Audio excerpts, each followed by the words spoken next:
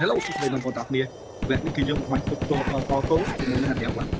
តិចបងរូបវានាំតចូលនេះណាអត់អត់ទៅជើងនេះណា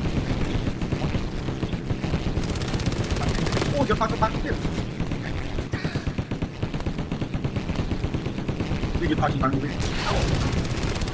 ទាំងអូតាមមកទៅ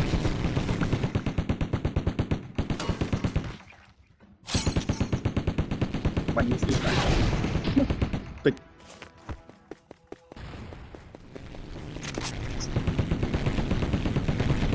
អត់ចាក់ទៀតអូមកបាញ់អត់មកដល់ទាំង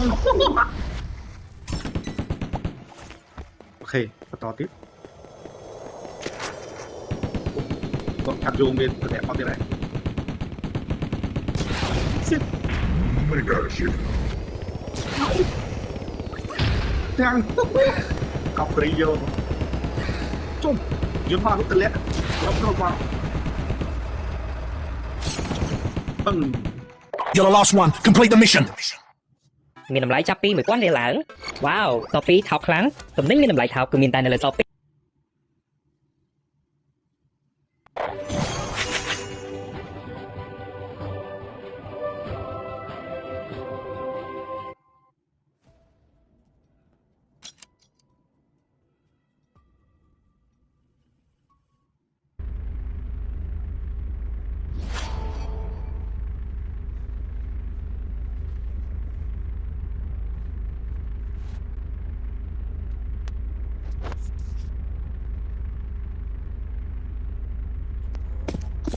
អូខេហ្នឹងអញ្ចឹងវគ្គនេះគឺយើងបាញ់ទៅលើទៅបាញ់កុំតិចជំរុំរបស់អាណែវអូ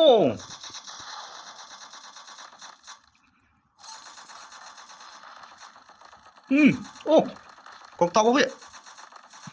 ផឹងមួកប់ស្រីយោ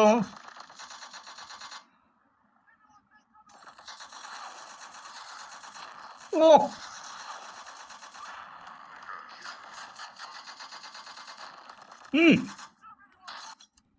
ទិញមីស៊ីលតាមអូប្រព័ន្ធកាប់ពេលដៃកាប់វាតិចអាននេះកប់សេរីមក